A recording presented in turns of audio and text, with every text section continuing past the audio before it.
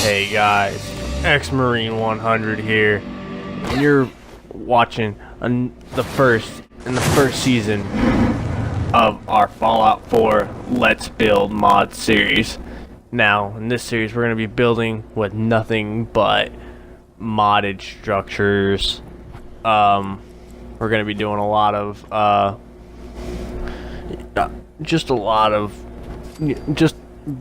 base building, really. But I'm going to be doing a lot of base building with mods that you can find on Xbox One. Now, a lot of the times, what winds up happening is you see a lot of these videos, but they're people that are on PC, or just a lot of PC players, you know, and you don't really have any console players making any videos.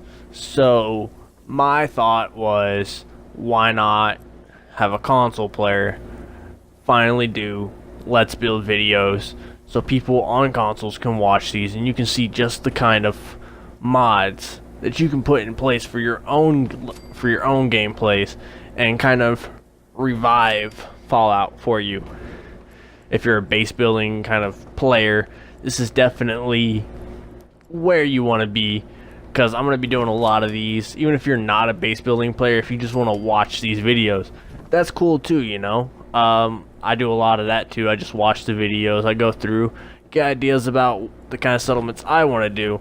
Unfortunately, a lot of the people I watch are only PC players, and they don't have all the mods for PC that they do for console. Now, the good thing about this playthrough is a lot of the mods that you see me play with, you can find on the PS4 when they become available. A lot of these have already been ported over from PC to Xbox One. I know for sure these mods are on Xbox One. If they're on PS4, I'm not really sure. If they're not, I'm sorry for the confusion. I don't own a PS4, so you can understand how I'm not too for sure about that. Now, where we're building at today is Graygarden. Graygarden is an amazing location, because it already comes with workers and food, so you don't have to worry about that aspect of it. I went ahead before I started recording this video. I came here and I already did the mission to unlock Graygarden, and I cleared some of the food that was right here in the middle out of the way. Now, originally this building was going to be a fully enclosed square building. I had to change that though, which is why the design is kind of odd, but I changed it. It works. It kind of goes with the hill landscape behind the house. Now, at this particular settlement, I don't know how big I'm going to make this house. Now, right now, I'm only making it 2-story. That could change between now, when I'm recording this video and doing all this editing for it. That could change between now and the final tour of this particular settlement. And I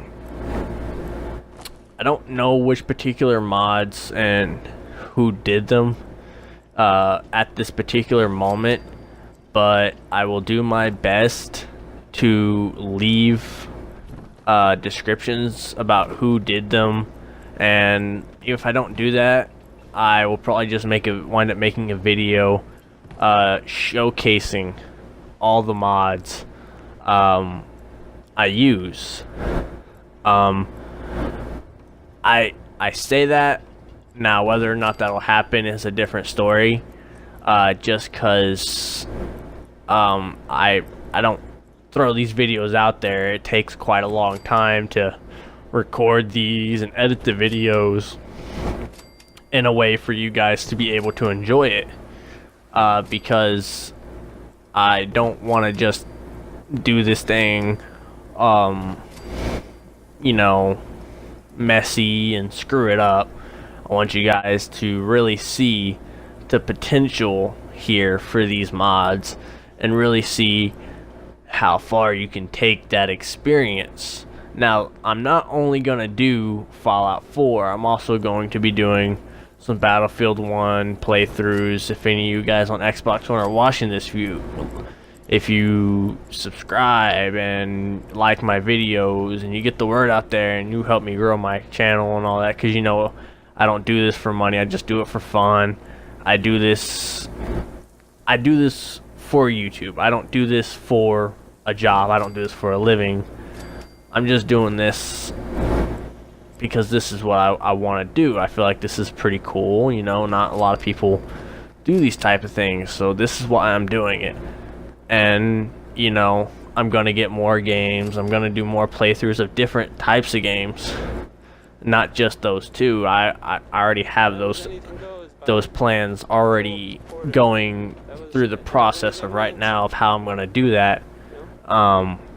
So when that will become reality, I'm not sure, but I can assure you this, that it will definitely be sometime soon that I will let you guys know when I'm going to do something else other than just those two. I guess there are some problems. Just those two games. For right now, I don't have many subscribers, but for right now I'm just trying to make videos that are really good in quality, let you guys just showcase it to you guys. If you didn't notice, yesterday I put out a video about Battlefield 1 with my friend Evil. Now, problem with my friend Emin and Evil is his real name's Austin, but thing is he doesn't really censor himself. So if you guys have a problem with like people swearing a lot, I can't do nothing about that other than just not record videos while he does that. Now if that's a problem for you guys, let me know. I'll make sure not to do that because I'm not trying to offend anyone here. But you know, just let you know in advance that if you watch those, you'll pretty much hear us going at about some pretty graphic stuff. And I say graphic, I don't mean like pornography wise, but like we're not talking about graphic as in like pornography or nothing like that. We're talking graphic as in like a lot of vulgar language. So you know, if you're underage and you're watching this and your parents are gonna get all mad, just fair warning you now, don't come back and get all mad at me because I did give you warning in advance that will occur. And if there's a problem about it, let me know and I'll either talk to him about it, see if he won't do that while I'm recording these videos, or you know, just or just not have to have him in my videos at all, which would kind of suck because he kind of makes it fun. But you know, like if you have a chance to check that out, check it out. You know, we just play the game and we just have a good time while doing it. Yeah, we get mad when we get killed a lot, but that kind of comes with the game, which is pretty funny actually, because we think we're like the boss of the game and all that. But you know, if you guys watch this, you subscribe, you know, all that, then yeah, if you wanted to play, you'll probably make it into the videos at some point that go up, and lots of other people will eventually see you play with us. So that'll be pretty cool for you guys, because I want to get you guys involved and just give you a chance, the people who support my channel, give you the chance to play and be a part of the community and the gaming community, and my YouTube community is at that. You know, because I don't want this to just be all about me and people I knew before I started doing this and revamping my channel. Now no, I want this to be about the community as well, and the gaming community in general, because that's why I'm doing this, for the gaming community. I'm not doing this for myself. If I was doing this for myself, I'd, you know, be asking for money and all that. And I'm not doing that. I'm just doing this for the gaming community. So of course I want you guys to be involved as much as possible. So right now, you know, as you can see, we're doing the two-story, and there's multiple different colors that come with this mod for housing. There's blue, red, yellow, green. You know, you can put bookshelves all over the inside of your settlement if you wanted to, if that's what you wanted to do. I don't really like bookcases everywhere, just because I find that I don't have a lot of mods installed that give you a lot of variety of stuff that would really work with like a pre-war pristine house. A lot of the stuff is just like junk items that just too big to fit on the bookshelves, I find. But you can do that. And you know, I personally, I like it. I prefer the blue houses more than anything, just because they're a little bit more, well, not more, they're a little less, what's the word, abusive with their color. They're not as intense and blinding with their effect, so that's kind of why you see this house is blue. That's not because I like blue, or blue is my favorite color. That's farthest from the truth. My favorite color is green, but it's too harsh is the word I'm looking for. It's too harsh on your eyes and the environment it surrounds, I find. But if you're someone who likes that, then, you know, we'll have to make some houses like that for you to see just what it could look like, you know. And I'll try and do it real cool for you. I'm not gonna just do a color I don't like and then do it real crappy. No, I want you guys to like what I put out. So if that's something you want to see, houses in different colors, I can do that. I can build them for you. But like I said, I don't know when I would do that, because this is a Let's Build series, and I'm just going to be putting a few videos out every so often, about once a week at least, of this build, so you guys can see it. Now, all the little decorative bits and pieces that go in between videos, I'm not really going to bore you guys with that. This is going to stay at around half an hour long. I could go longer, but with this particular settlement, it's so small that I find if I go longer, you'll see too much at once, and then it'll just take away from the final reveal of the settlement itself. And I don't want to do that, because I feel like you guys would enjoy surprises that I put in there for you. So, you know, I just want to put that out there, that ultimately I'm not gonna be doing it like every day, showing you this settlement every day, every little detail that goes into it. And I could do that, but I would bore you to death, and I don't want that to happen. I want you guys to stay engaged and enjoy this video. So right here you can see someone in the Minutemen obviously didn't shovel snow very well, so it spilled over into the bathroom. But it's okay. We'll fix that as soon as we lash the guy and give him a stern discipline for that. But like I said, ultimately, you know, I want you guys to enjoy these videos. So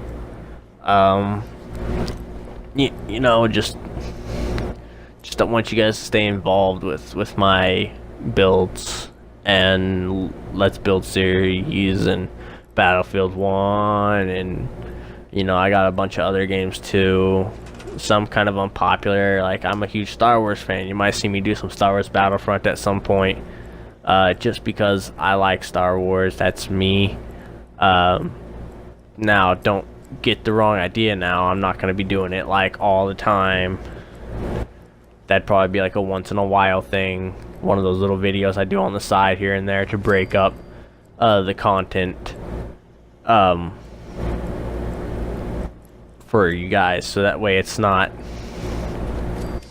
just the same stuff all the time and you get bored of watching my channel. So, but this particular mod I'm using right now adds pre-war sanctuary and post-war sanctuary building components to the base vanilla game. You don't even need DLCs for it, and this mod is incredibly well done. I know the reason it can exist without DLCs is because this already existed in the vanilla game, and what the mod author did is he ported over all these textures for these walls and everything from the houses that you would see in the post-war world, which you see at the beginning of the game. So all those buildings you can actually make yourself, and all the components are there. Unfortunately, I can't find the doors that go with these buildings, so I wind up using different doors, but you'll see that later. It still works, but it doesn't look like it does in the intro to the game. I don't really know what I can do to fix that though, unless I have like a DLC installed to a certain DLC or something like that, or DLCs installed to get certain mods that unlock those files, because certain mod authors brought those files back into the game so you can build it into your settlements, those particular items, but they built it after a lot of the DLCs came out, so the only way you can port those into your game is if you have all the DLCs. Now me, the reason I don't just go out and buy it is because I'm waiting for the Game of the Year edition to come out, so that they work out all the bugs involved with the DLCs, so that way when I get it, I'm not getting a game that could potentially crash on me 24/7, because that would really be just horrible for me to be in the middle of making one of these videos, and next thing you know, you're watching videos of me just restarting my game because the DLCs are crashing my game, which could happen, because you have to remember I already have so much content mod wise already installed on this game. This is an Xbox, not a PC, and I have over 55 mods installed,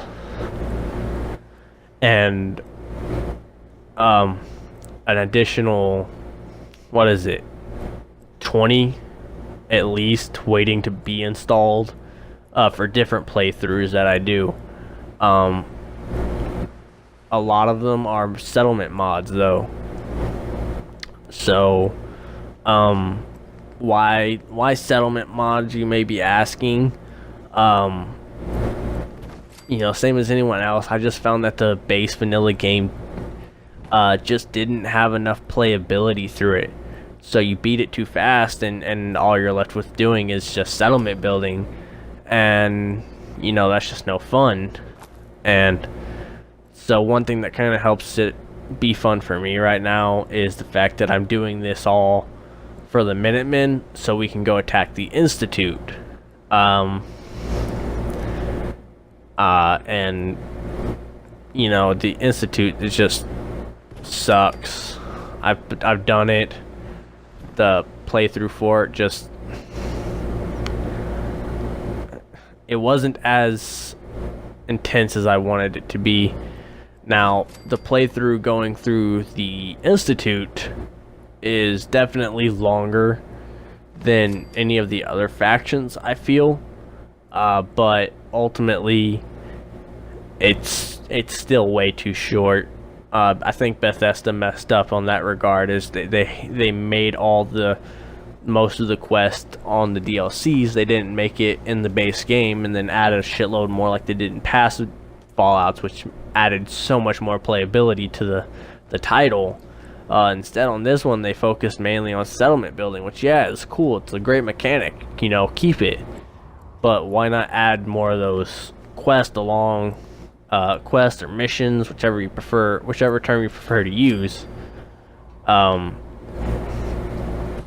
Why not add those back? You know, add those to the base game again.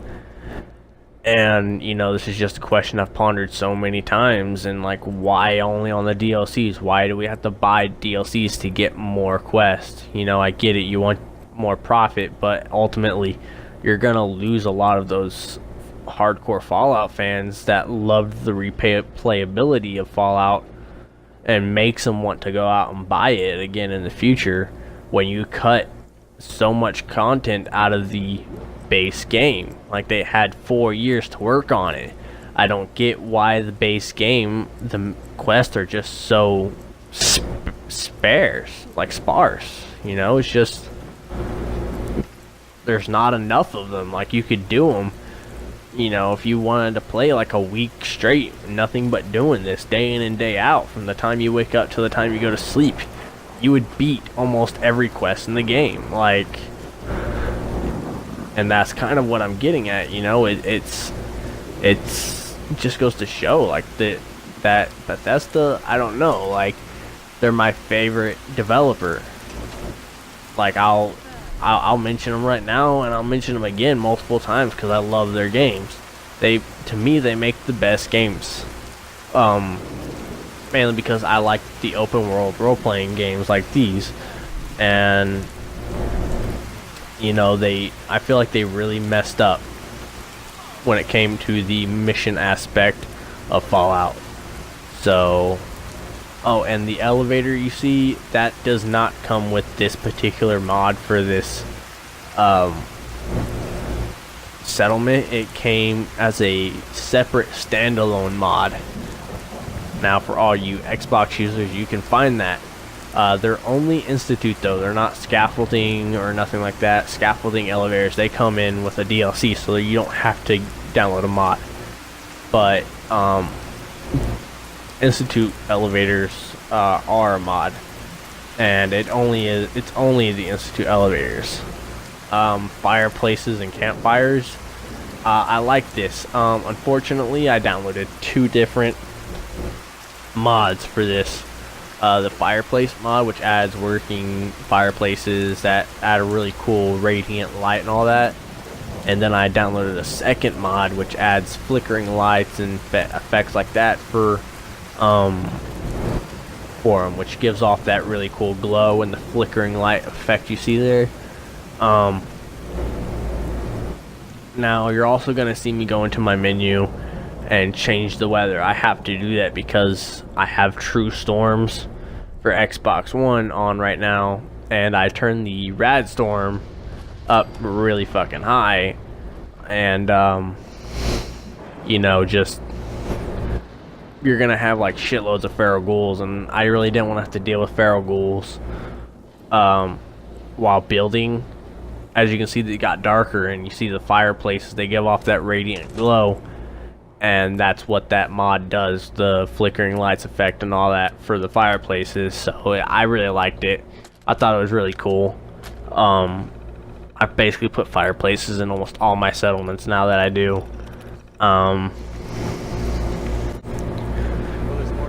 You can see here that